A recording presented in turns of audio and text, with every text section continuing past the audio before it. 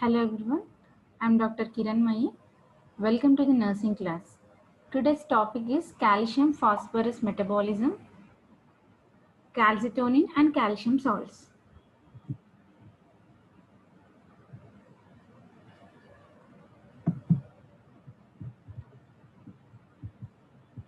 So, in this topic we are going to discuss few things. Okay, the contents are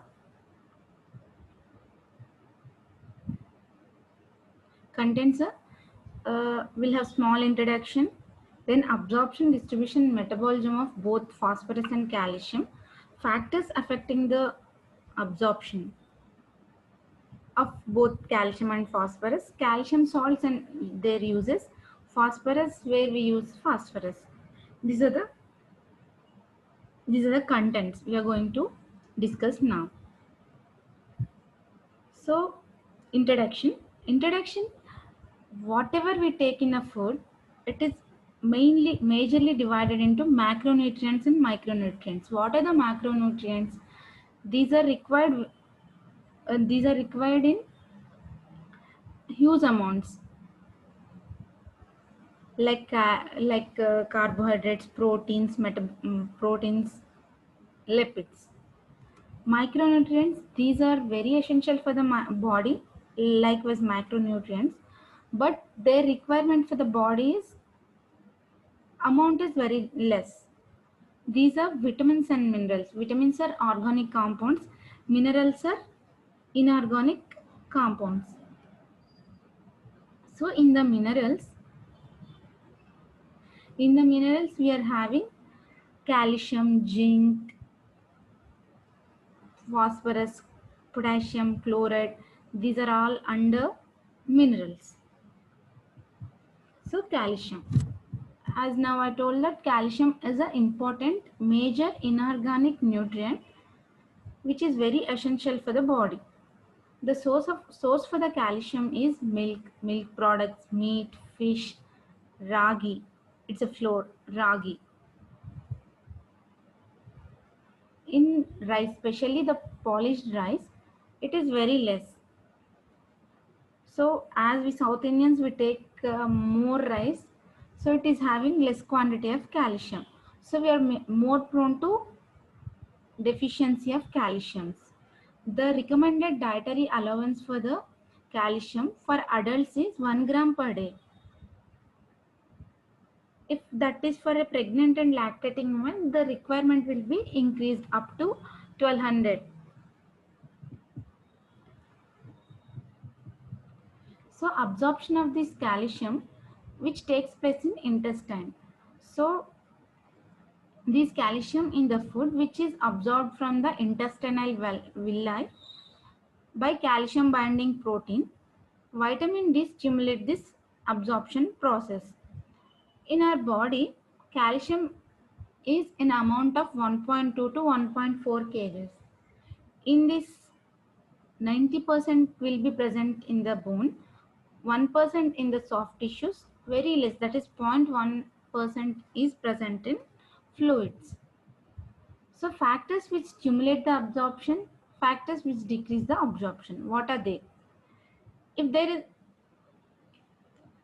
excuse me, if there is calcium is very less in our diet, so intestines will take more calcium.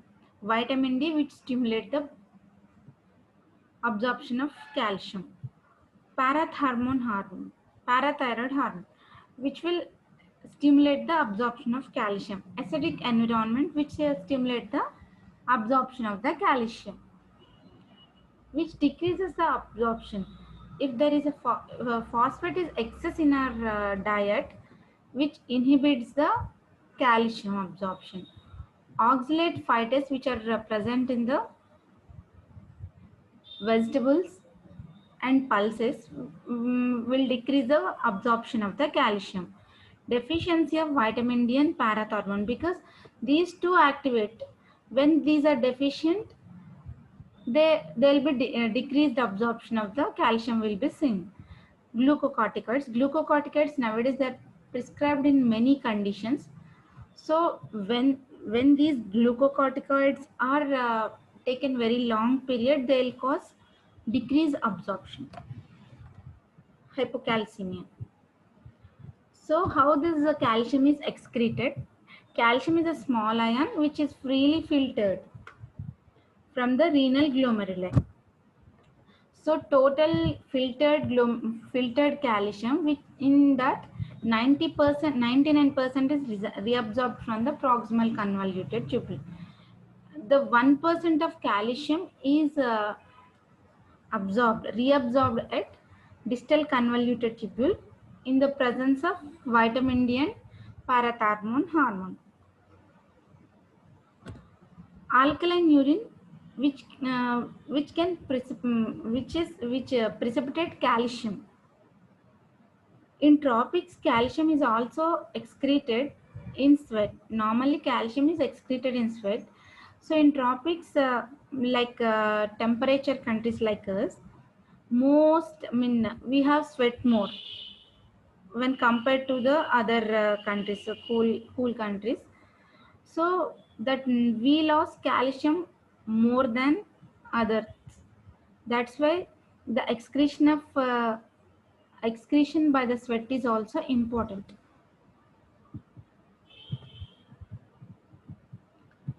What is the importance of calcium? What are the functions of calcium in our body? So they are physiological functions. Calcium is an important element in the cell membranes. So uh, it can cause excitability. When calcium is increased, it decreases the excitability. Calcium is excess, calcium is decreased, it increases the excitability. There is a disproportionate between excitability and the calcium stores. Not only that, this calcium releases the secretions from exocrine, endocrine glands, and in the nerves, it will really it helps in release of catecholamines, many things, enzymes like things. It also participates in the contraction of visceral smooth muscle. It is a very important factor in formation of bone and teeth. So another important physiological function is calcium is it is an important step in the coagulation. What is that? Prothrombin is converting into thrombin in the presence of calcium. So it is an important modulator in the coagulation. It is an important cofactor for enzymes. These are the physiological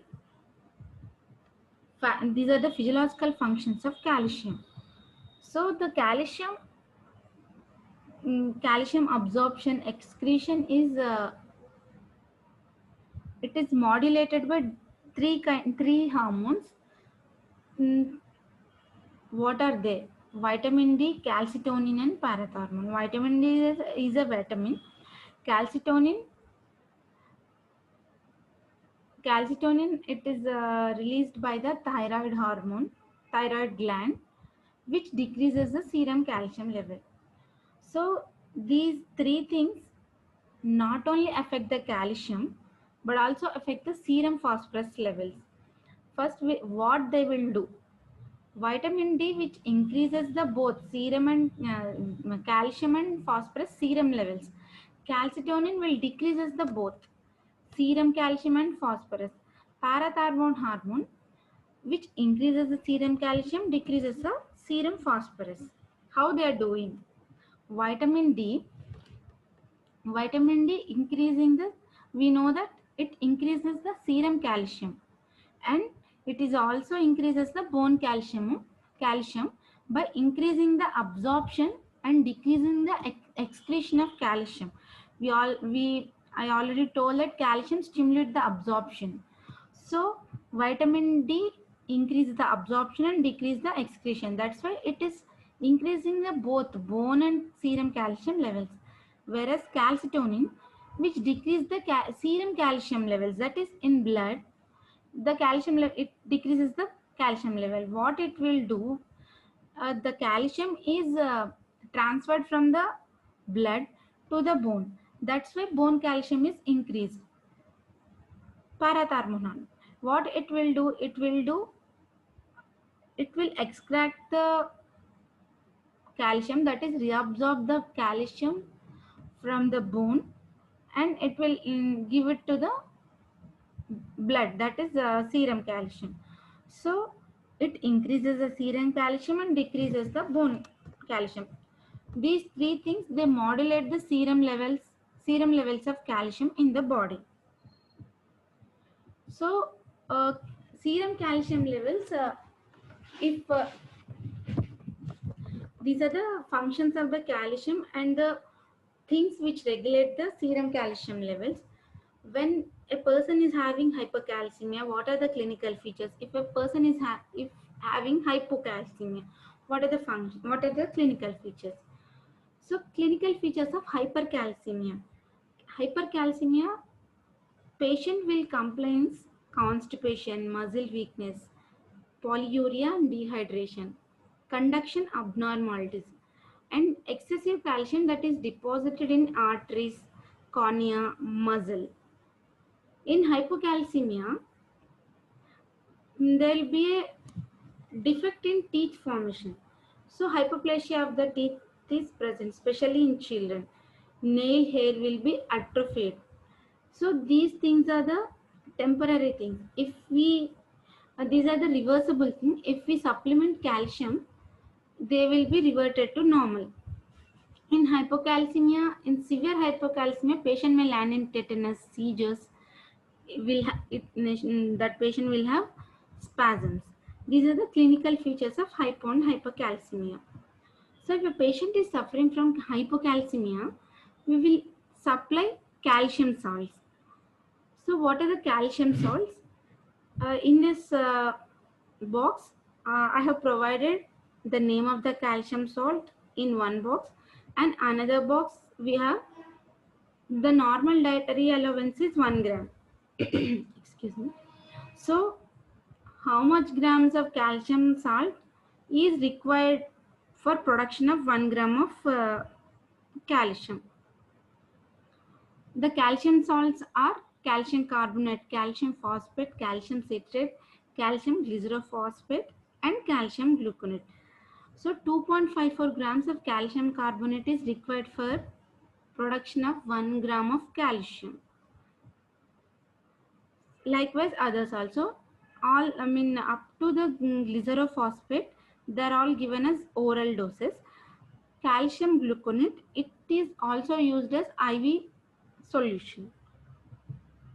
So calcium carbonate, it is given in oral route. It is tasteless. It has having highest elemental calcium.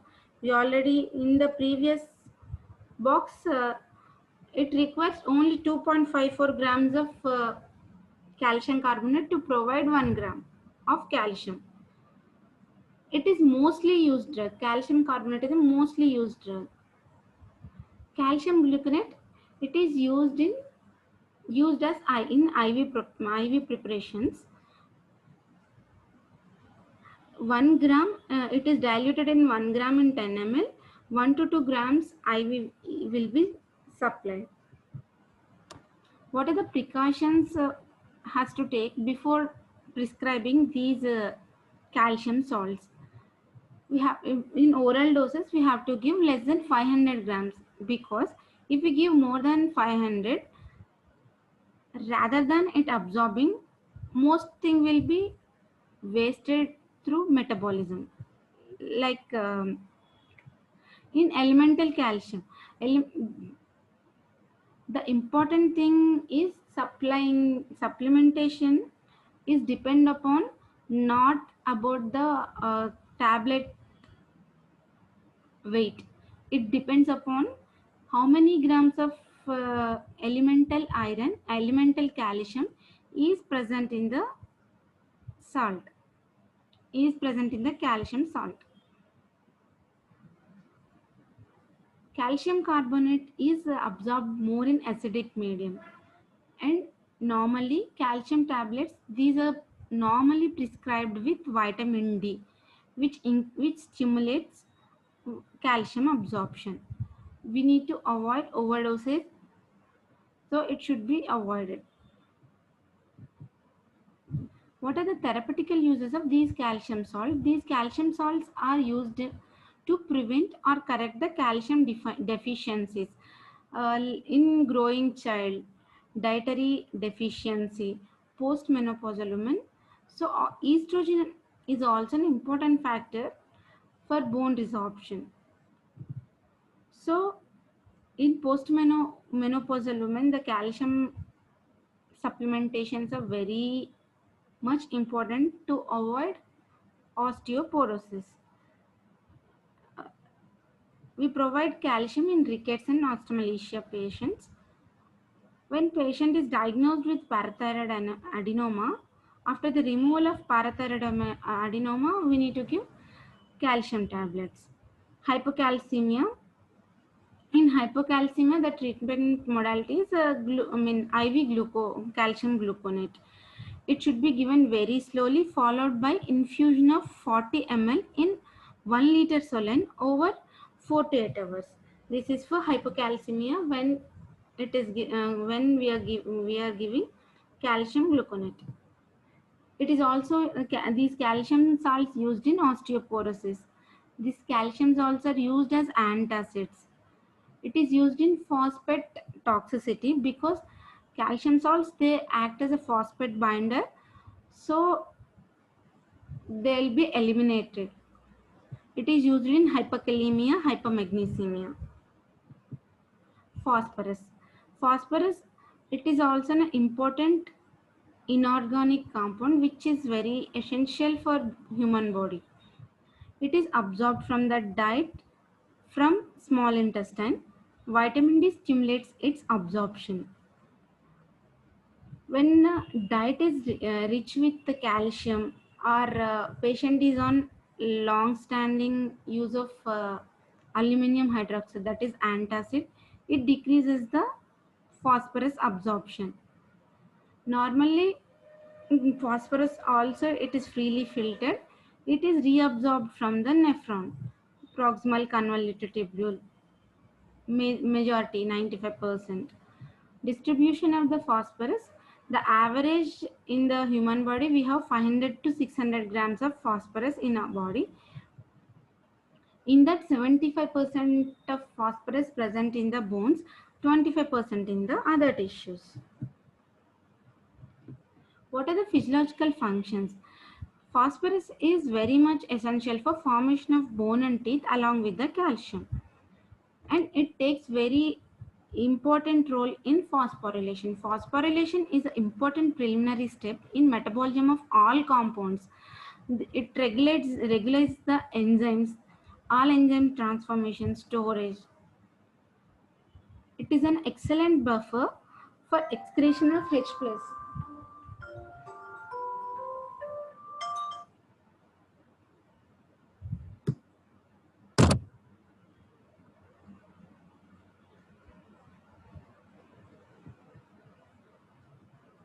Mild to moderate hypophosphatemia is there. It is due to severe deprivation of aluminum hydroxide. Primary hypophosphatemia due to vitamin D deficiency. Fanconi syndrome. It is a problem in reabsorption due to the renal nephron problem. A mild to moderate hypophosphatemia is seen in familial rickets.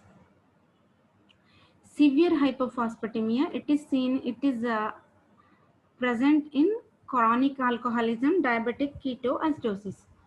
The therapeutic uses of these phosphate substances like neutral phosphate, sevelamer, hypophosphatemia. When patient is having hypophosphatemia, we'll supply these phosphorus supplementations. Neutral phosphate is used in familial hypophosphatemic rickets in hypercalcemia. Sevelamer, it is a phosphate binder. In resistant cases of hypercalcemia, we use this sevelamer. These are the therapeutic uses of phosphorus. Thank you.